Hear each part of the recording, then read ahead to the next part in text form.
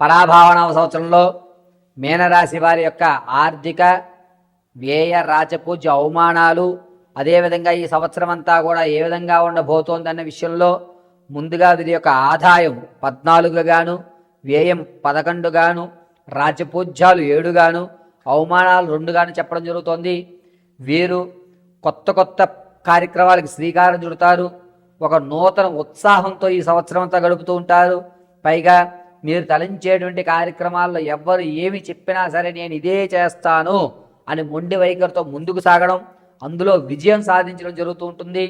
ఈ కుంభరాశి వారు ఆర్థికంగా ఈ మీనరాశి వారు ఆర్థికంగా కాస్త నిలబడేటువంటి అవకాశం లభిస్తోంది. ఎట్టి పరిస్థితుల్లో అయినా సరే ఈ సంవత్సరం నేను ఉన్నతమైన స్థితిలోకి ఉండాలి అని చెప్పి ఆర్థిక ప్రణాళిక అనేటువంటి ఖచ్చితంగా నిర్ణయించుకుంటారు. దాని ప్రకారంగానే నడుస్తారు. ఎక్కడా కూడా రూపాయి బెసక్కుండా చూసుకుంటుంటారు. ఎవరిని కూడా నమ్మేటువంటి అవకాశం మీనరాశి వారికి లేదు. ఎవరిని నమ్మకుండా మిమ్మల్ని మీరే నమ్ముకునే అవకాశం ఏర్పడుతోంది. పైగా కష్టే ఫలి, నా పని నేను చేస్తాను, భగవంతుడు ఎప్పుడో నాకు మంచి రోజులు ఈసారి రాసిపెట్టి ఉన్నాడు అనేటువంటి ఒక నమ్మకంతో ఎదురు సాగుతూ ఉంటారు. విద్యార్థులకు కలిసి వచ్చేటువంటి పరిణామంగా చెప్పవచ్చు. జ్ఞాపశక్తి పెరుగుతుంది. చదవని వారు కూడా చదివేటువంటి ధోరణిలోకి వెళ్ళడం, అనూహ్యంగా నీకు ఉద్యోగం వచ్చిందా అనేటువంటి సంబరమాశ్చర్యం ఇతరులకు కలగజేయడం జరుగుతుంది. విందు వినోదాల్లో పాల్గొంటారు. పైగా మీనరాశి వారు సంగీత సాహిత్య సినీ కళా పరిశ్రమలో ఎవరైతే ఉంటారో వారికి ప్రథమాంకం అంతా కూడా గడ్డుకాలంగా ఉంది. ద్వితీయాంకంలో అద్భుతమైన అవకాశాలు కనబడుతున్నాయి. ఈ మీనరాశి వారు రియల్ ఎస్టేట్లో కానీ స్టాక్ మార్కెట్లో కానీ రియల్ ఎస్టేట్లో కానీ ధనాన్ని వెచ్చించాలి అనుకుంటే అక్టోబర్ తర్వాత వెచ్చించండి. రూపాయికి 5 రూపాయలు చూస్తారు. ఈలోగా ఎక్కడ మీరు వెచ్చించిన రూపాయి కూడా మీకు వెనక్కి రాదు. పైగా మీనరాశి వారు మీ శత్రువుల యొక్క శత్రువుని మిత్రుడు అనేటువంటి మాటగా ఆ శత్రువు యొక్క శత్రువుని మీరు హక్కును చేర్చుకోవడం, మంచి వాతావరణాన్ని ఏర్పరచుకోవడం, మీకంటూ ఒక స్థాయిని ఏర్పరచుకునే వైపే మీ యొక్క అడుగులు ప్రయాణం కొనసాగుతూ ఉంటుంది. మీనరాశిలో ఉన్నటువంటి వారు ఈ సంవత్సరం అంతా కూడా వ్యాపారాల విషయంలో కొంచెం జాగ్రత్తగా ఉండండి. ప్రథమాంకంలో కొన్ని ఇబ్బందులు కలిగినా ద్వితీయాంకంలో అద్భుతమైన ఫలితాలు చూస్తున్నారు. పైగా మీనరాశిలో ఉన్నటువంటి వారు మీ ఆరోగ్యం విషయంలో ఏం కాదు, భగవంతుడి మీద భారం వేశాను అని చెప్పి నడుస్తుంటారు. సర్జరీ జరిగేటువంటి అవకాశం మాత్రం ఖచ్చితంగా మే నుంచి నవంబర్ మధ్యలో సర్జరీలు జరిగేటువంటి అవకాశాలు ఎక్కువగా గోచరిస్తున్నాయి. కాబట్టి కొంచెం జాగ్రత్తగా ఉండడం మంచిది. ఆహార విషయంలో చాలా జాగ్రత్తగా మీనరాశి వారు ఈ సంవత్సరం అంతా కూడా గడపాలి. పైగా మీనరాశి వారు విదేశాలు వెళ్ళేటువంటి ఆలోచన ఉన్నవారు ప్రథమాంకంలో వెళ్ళండి. ద్వితీయాంకంలో అంత యోగదాయకంగా లేదు. ఈ సంవత్సరం అంతా కూడా మీనరాశి వారు అద్భుతమైన ఫలితాలు పొందడానికి దుర్గా ఆరాధన కానీ చండీ ఆరాధన కానీ చేయండి. అద్భుతంగా కలిసి వస్తుంది. పైగా నరఘోష ప్రభావం కూడా ఎక్కువయ్యేటువంటి అవకాశాలు ఎక్కువగా కనబడుతున్నాయి. కావున మీనరాశి వారు కురోష్మాణ దీపాన్ని కానీ మంగళవారం శుక్రవారం రాహుకాలంలో నిమ్మకాయ దీపారాధన కానీ చేయండి. ఈ యొక్క నరఘోష వ్యవస్థ అంతా కూడా తగ్గుతుంది. పైగా మీనరాశి వారు ఈ సంవత్సరం అంతా కూడా మీరు ఎక్కడైతే మోసపోయారో అక్కడ మీ యొక్క ప్రతిభ చూపి నేను మోసపోలేదు, కాస్త వ్యవధిచ్చానంతే, నా సక్సెస్ ఈ విధంగా ఉంటుందని మీరు చూపించడం జరుగుతుంది. శ్రీగురుభ్యో నమః. హరి ఓం. శ్రీ మహాగణాధిపతే నమః. శ్రీ మహాసరస్వత్యై నమః. శ్రీగురుభ్యో నమః. హరి ఓం. జగతం పితరం వందే పార్వతీ పరమేశ్వరం. సర్వం శ్రీ అంబికానుగ్రహకటాక్షవలసిద్ధం. ప్రతి ఒక్కరికి కూడా ఈ పరాభావన సంవత్సరంలో అనేకమైనటువంటి ఇబ్బందులు చవిచూసి ఈ సంవత్సరమన్నా సరే నా యొక్క స్థితి మారుతోందా, మారడం లేదా, నేను ఏ విధంగా స్థిరపడగలుగుతాను అనేటువంటి సందేహం ఉన్నవారు ఈ సంవత్సరమైనా నా జాతకం మారితే నేనంటూ ప్రూవ్ చేసుకోవడానికి అవకాశాలు ఎక్కడన్నా కలుగుతాయా అనే ఆలోచన ఉన్న వాళ్ళకి మనం మేషం మొదలు పెట్టుకుని మీనరాశి వరకు కూడా ఏ విధంగా వారి యొక్క జాతక ప్రభావాలు ఉండబోతున్నాయి, ఎవరి యొక్క జాతకంలో ఆదాయ వ్యయ రాజపూజ అవమానాలు ఏ విధంగా ఉండబోతున్నాయి అనేటువంటివి గోచార రీత్యా, రిపీట్, గోచార రీత్యా వారి వారి ఫలితాలని వివరించి చెప్పడం జరుగుతుంది. క్షుప్తంగా ఆదాయ వ్యయ రాజపూజ అవమానాలు వారి యొక్క స్థితిగతులు ఈ సంవత్సరంతో ఏ విధంగా ఉండబోతోంది అనేది మనం ఇప్పుడు వివరణగా నేను ఇప్పుడు చెప్పేటువంటి ప్రతి రాశి ఫలితము కూడా గోచార రీత్యా మాత్రమే తెలియజేయడం జరిగింది. వ్యక్తిగతంగా మీ జాతకాన్ని తెలుసుకోవడానికి కింద స్క్రోల్ అవుతున్న నెంబర్ని సంప్రదించండి. ఆ నెంబర్ సంప్రదించినప్పుడు మీ date of birth, time, place of birth ఈ 3 ఆధారాలుగా మీ పూర్తి జాతకాన్ని విశదీకరించి చెప్పడం జరుగుతుంది.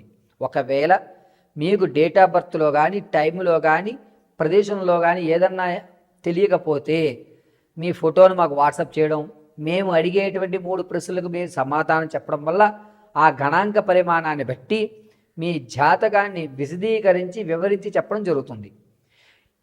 ఖచ్చితంగా మీకు ఉద్యోగ ప్రాప్తి ఎప్పుడు కలుగుతుంది, గ్రహదోషాలు ఏమన్నా ఉన్నాయా, వివాహం కాకపోవడానికి కారణం ఏమిటి, సంతానం కలగకపోతే కనుక ఏ విధమైనటువంటి పరిహారాలు చేసుకోవాలి, అదేవిధంగా ఉద్యోగంలో ప్రమోషన్ రావడానికి ఏ విధమైనటువంటి దేవతారాధన చేయాలి, ఏ రోజు ఏ దీపారాధన గావించుకుంటే ఏ దేవతామూర్తి యొక్క నామస్మరణ మనం చేస్తే మనకి కలిసి వచ్చేటువంటి యోచనగా ఉంటుంది, ఆర్థికంగా నిలబడాలి అంటే కనుక ఏ దేవతామూర్తి యొక్క మూలమంత్రాన్ని మనం పఠించుకోవాలి, ప్రేమ వివాహం చేసుకోవాలా లేకపోతే అరేంజ్డ్ మ్యారేజ్ చేసుకోవాలా అనేటువంటి సందిగ్ధంలో ఉన్న మీ భవిష్యత్తు ఉన్నతమైన స్థితిగతులు పొందాలన్నా, పూర్తి మీ జాతకాన్ని తెలుసుకోవాలన్నా కింద స్క్రోల్ అవుతున్న నెంబర్ని సంప్రదించండి.